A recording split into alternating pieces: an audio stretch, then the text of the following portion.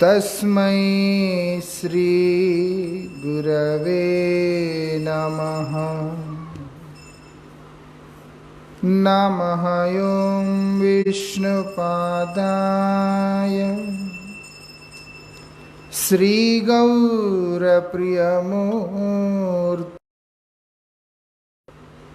श्रीमते भक्तिवल्लभाय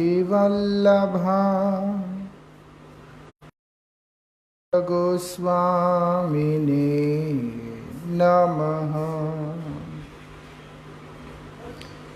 कृपया क्षमताम् अपराधिजनम् कलुषायुतसक्तसुदीननरम् सुपथे परिचालय सर्वदिनम् प्रणमामि च माधव देवपदम्। श्रीचैतन्यमनोभीष्टं स्थापितं येन भूतले स्वयं रूपकदा मह्यं ददाति स्वपदान्तिकम्। पतितपावन परम कामय परमाराध्यतम श्रील गुरुदेव नित्य लीला प्रविष्टोम विष्णुपाद परमहंस परिव्राजकाचार्य अष्टोत्तर शतश्री श्रीमद् श्रील भक्ति वल्लभ तीर्थ गोस्वामी महाराज जी के अभय चरण में असंख्य कोटि साष्टांग दंडवत प्रणाम करते हुए उनकी अहेतु की कृपा प्रार्थना करता। परमाराध्य शिक्षा गुरु नित्य लीला प्रविष्टोम विष्णुपाद श्री श्रीमद्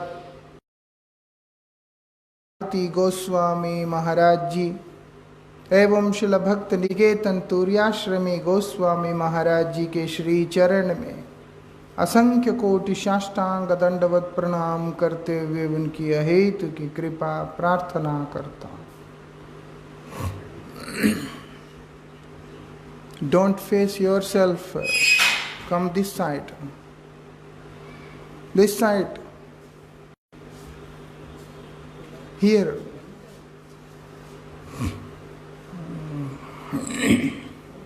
Thank you.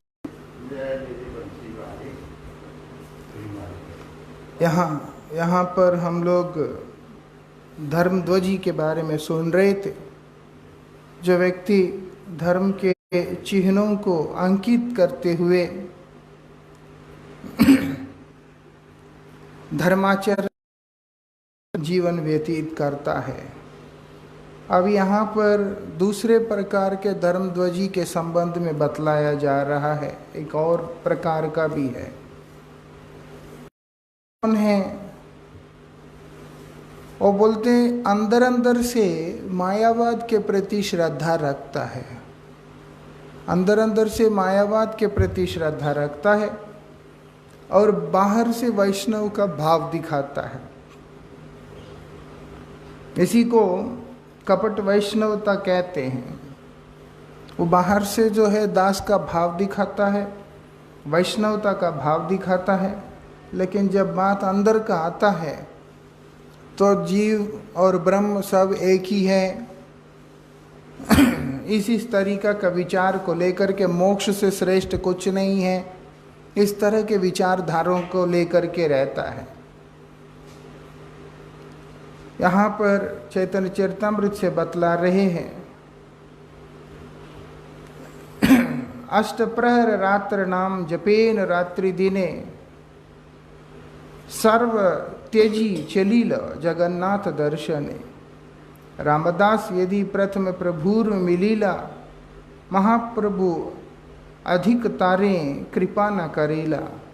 अंतरे मुमुक्षु ते हो विद्या गर्ववान सर्वचित्त ज्ञात प्रभु सर्वज्ञ भगवान। श्री चैतन्य महाप्रभु सबके हृदय को जानने वाले हैं। भगवान है। इसीलिए महाप्रभु देखते हैं ये जो रामदास नाम का जो भक्त है, ये अपने ज्ञान से उसके अंदर बहुत गर्व भी है और अंदर से मोक्ष का वांछा भी उसके अंदर दिखाई दे रहा है। इसलिए महाप्रभु उनके ऊपर विशेष प्रसन्न नहीं हुए, महाप्रभु उनके ऊपर विशेष प्रसन्न नहीं हुए। इसीलिए यहाँ पर क्या बता रहे हैं, शुद्ध रूप में हरिभजन करने के लिए धर्मध्वजियों का संग परित्याग करना चाहिए। अगर कोई शुद्ध भजन करना चाहता है उसको ऐसे व्यक्तियों का संग छोड़ देना चाहिए जो कि कपट वेशधारी हैं, उन लोगों का संग छोड़ देना चाहिए। जगत में अधिकांश लोग इसी श्रेणी के हैं। विशेषता ये है कि संसार में अधिकांश व्यक्ति इसी प्रकार के दिखाई देते हैं। उनका वैष्णव वेश कपटतापूर्ण वेश होता है।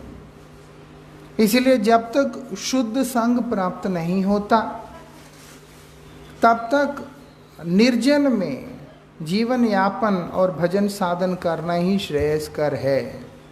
जब तक शुद्ध संग नहीं मिलता है तब तक निर्जन में रह के, मतलब किसी से कोई लेना देना जरूरत नहीं है,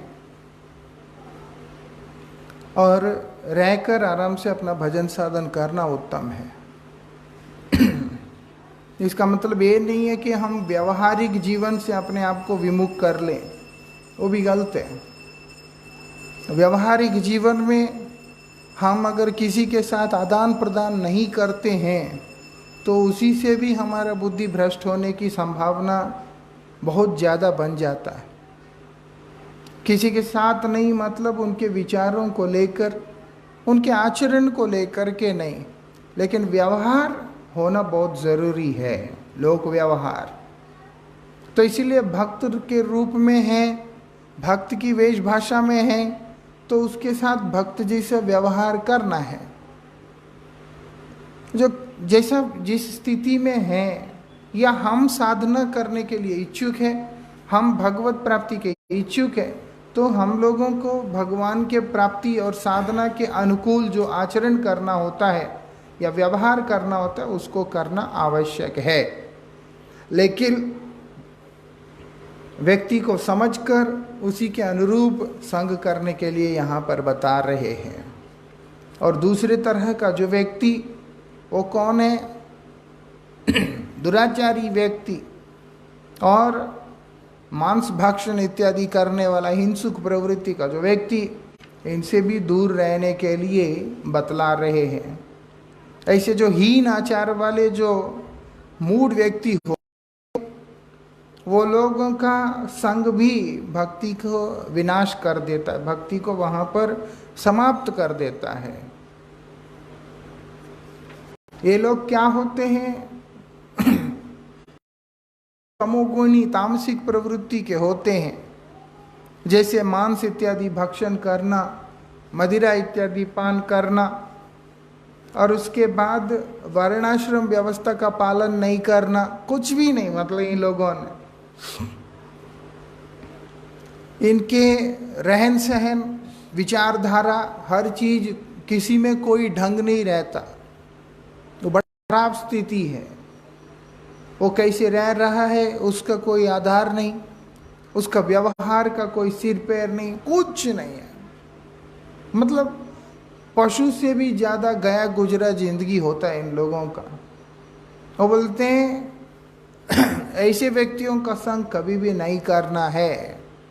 ऐसे समाज में जाकर कई लोग होते उस तरीके से काम करते हैं, वो ठीक नहीं है। ऐसे लोगों के संग से क्या होता है? बोलते चित्त मलिन हो जाता है। कोई शिला भक्तिवेदांत स्वामी गोसाई महाराज जैसे होते हैं, कोई होते हैं जो लोग ऐसे लोगों के बीच में जाकर उनके परिवर्तित करके उन्हें भी भक्त बना सकते हैं।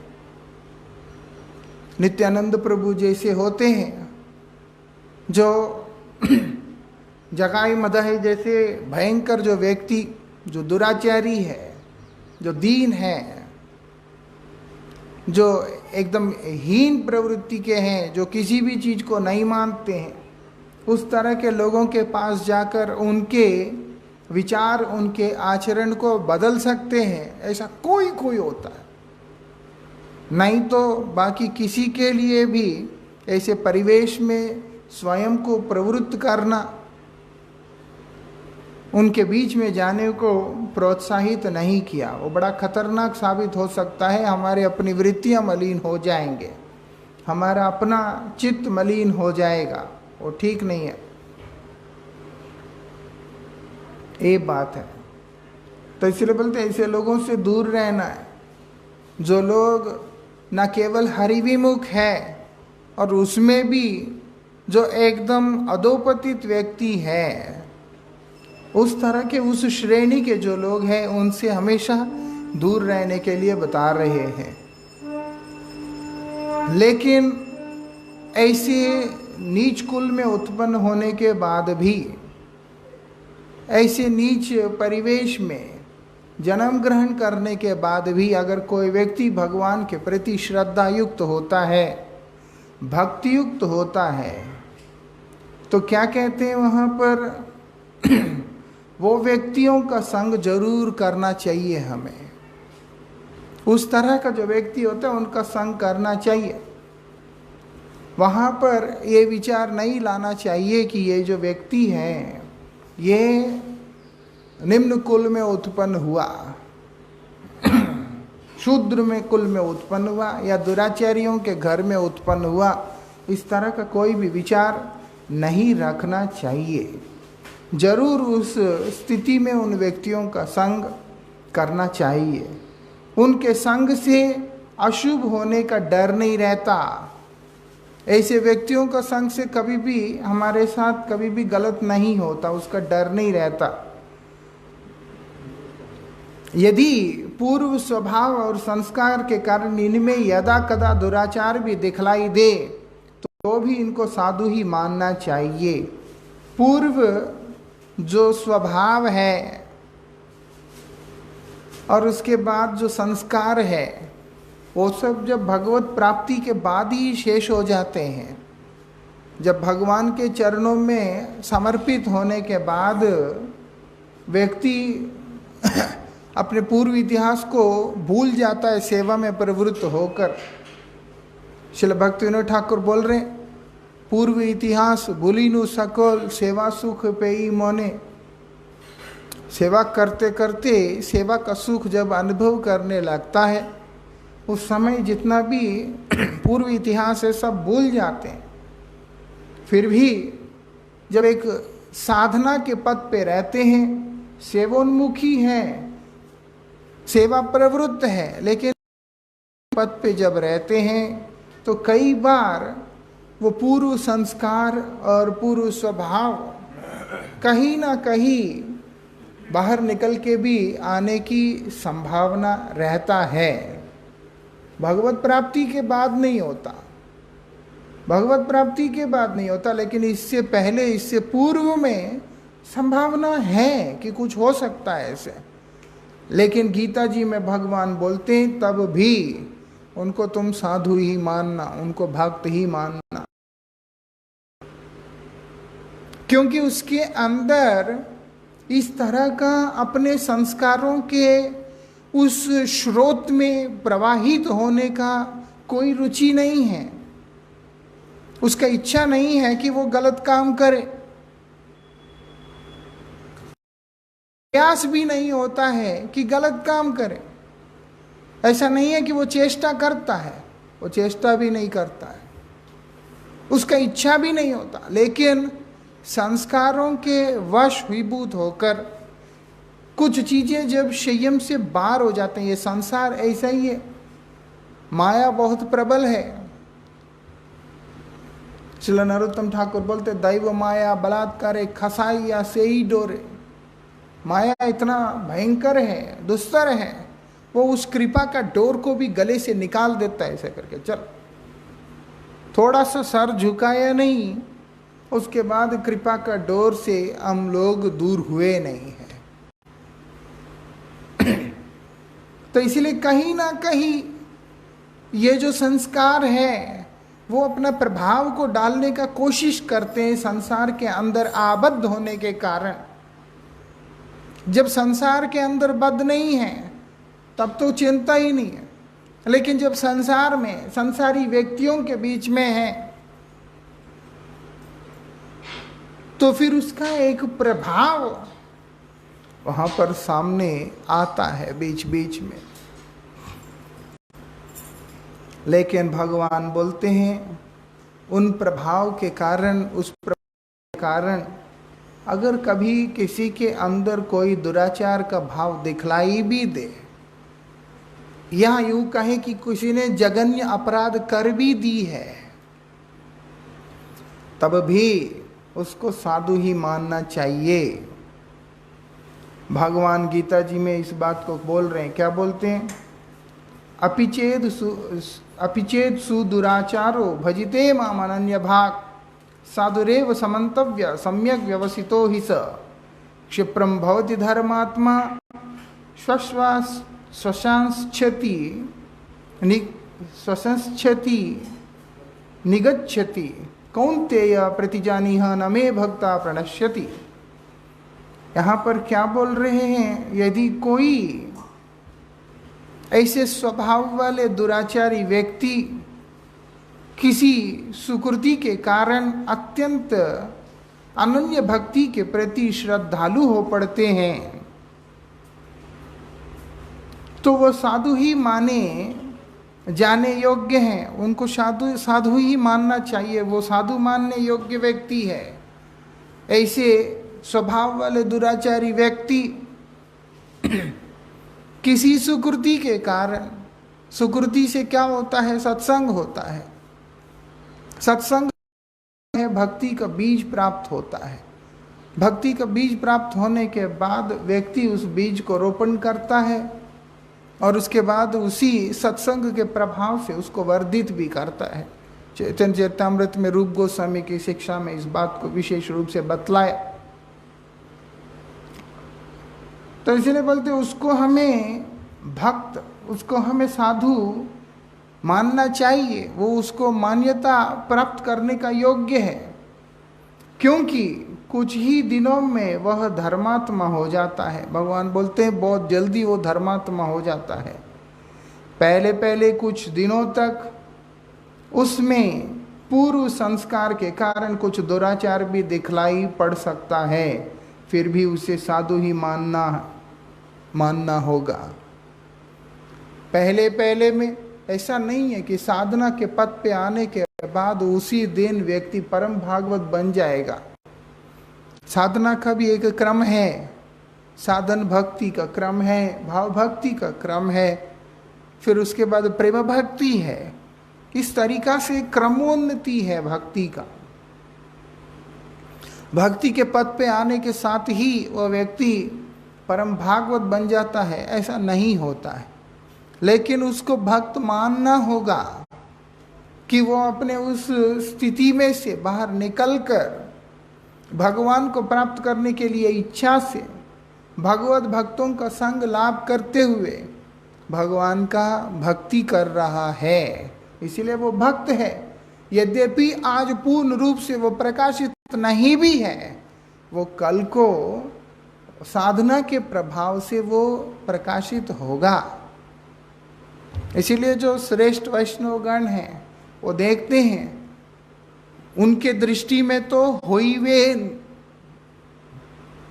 प्रभुर्य तदास, अभी तो हुए नहीं है, जो हया चैन हो चुके, होइवेन अभी होंगे। कब होंगे इसका कोई वो नहीं है कि आज होंगे, कल होंगे कि परसों होंगे या इस जन्म में हो। लेकिन होइवेन प्रभुर्य तदास जो है उनको भी नमन करते हैं।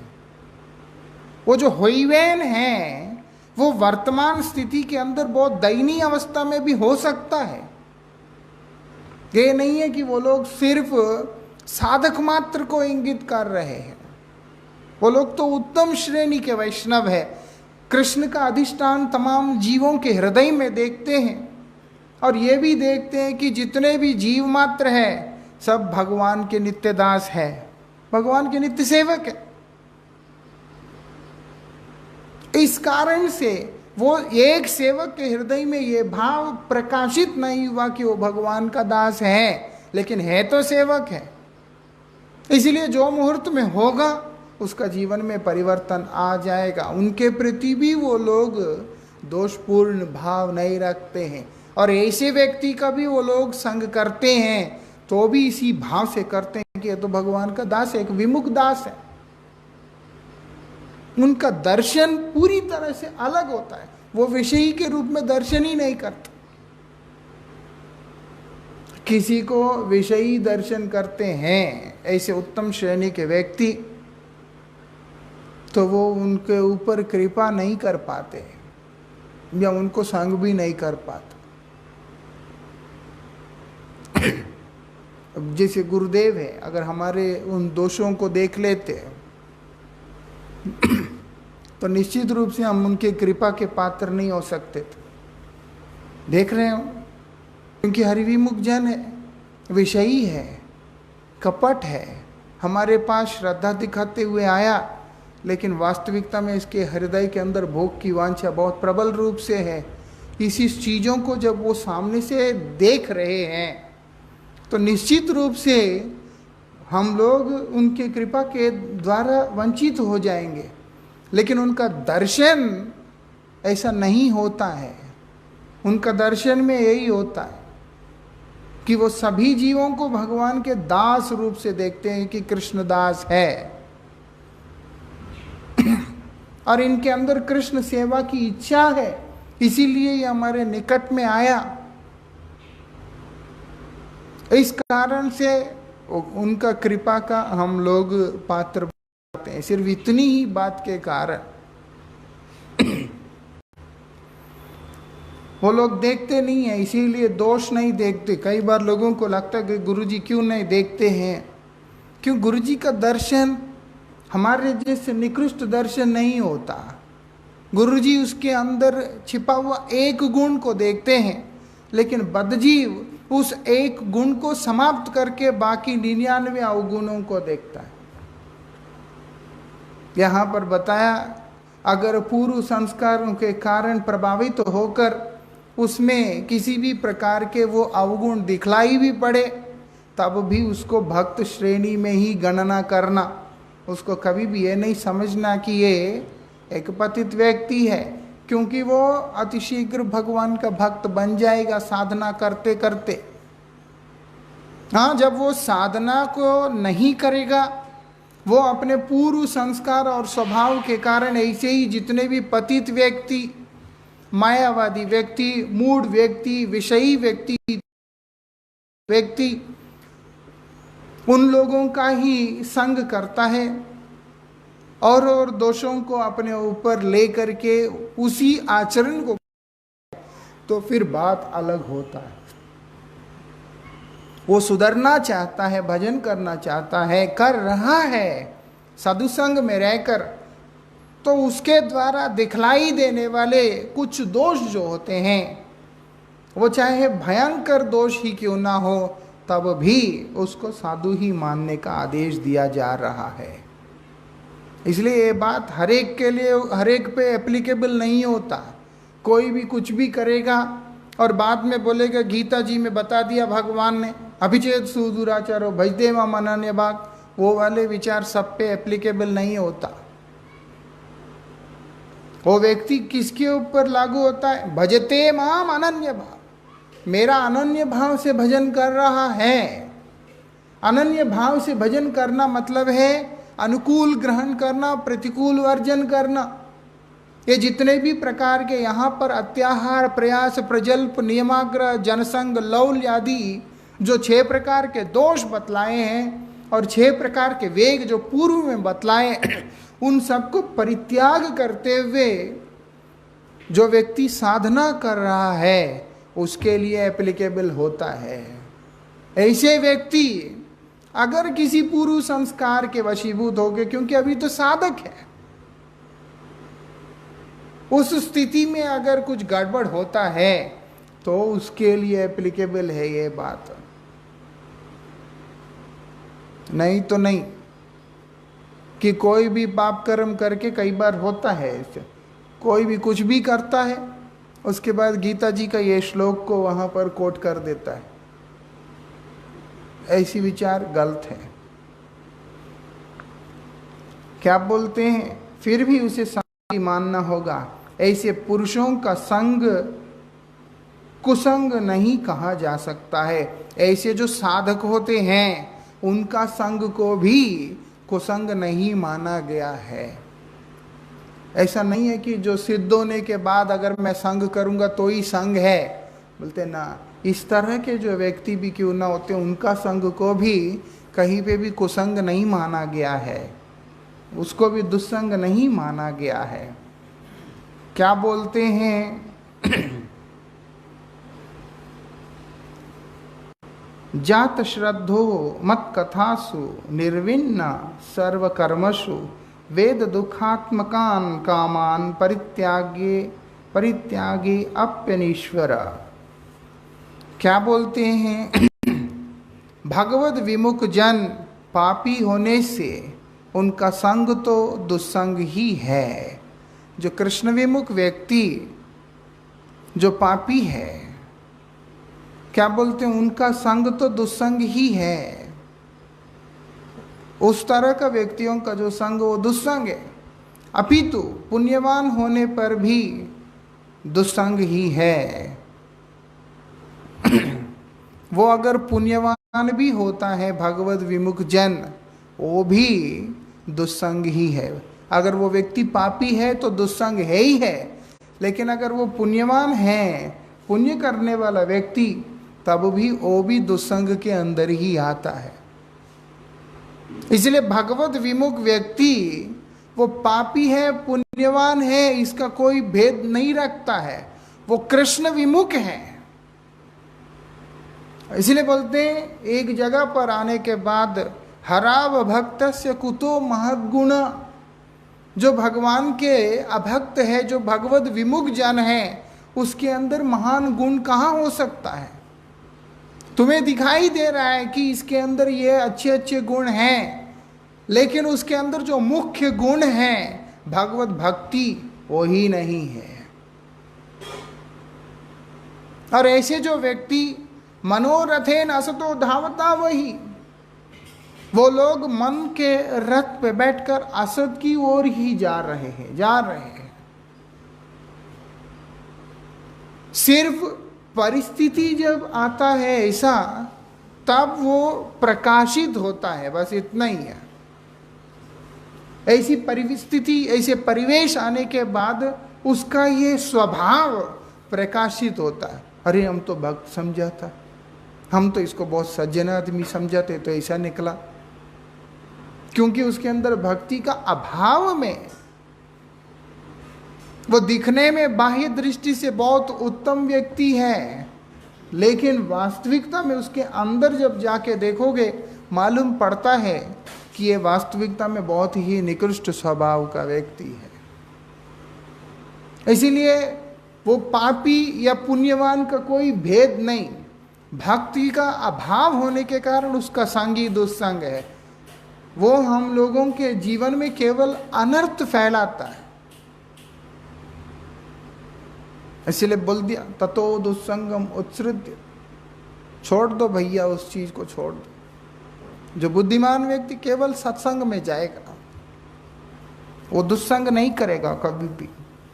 वो आदमी अच्छा है, ये आदमी खराब है का कोई विचार नहीं। अच्छा बुरा दोनों ही बेकार हो जाता है जब मालूम पड़ता है कि वास्तविकता में इसमें भक्ति का अभाव है, भगवान के प्रति भक्ति का अभाव है।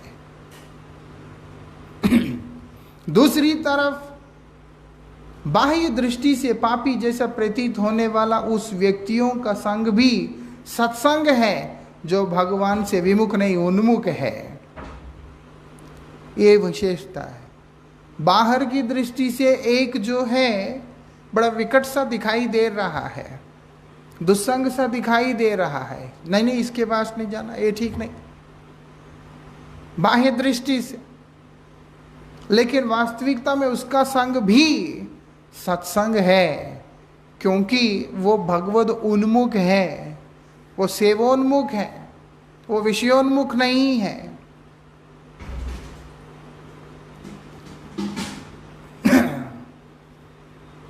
यहाँ पर बता रहे हैं, क्या बोलते हैं, महर्षि कात्यायन का कथन है, वरम हुत वह ज्वाला पंजरांतव्य वस्तित न शौर्य चिंता विमुख जन संवास वैशसम। ये भक्त रसामृत सिंधु के अंतर्गत क्या बोलते हैं, ये कात्यायन संहिता का वाक्य है। अग्नि की ज्वाला अथवा आजन्म कारावास अच्छा है, किंतु कृष्ण से विमुख जनों का संग रूप दुख ना मिले। मतलब आग में जल जाना अच्छा है या आजन्म कारावास में रहना अच्छा है, जेल में रहना भी अच्छा है।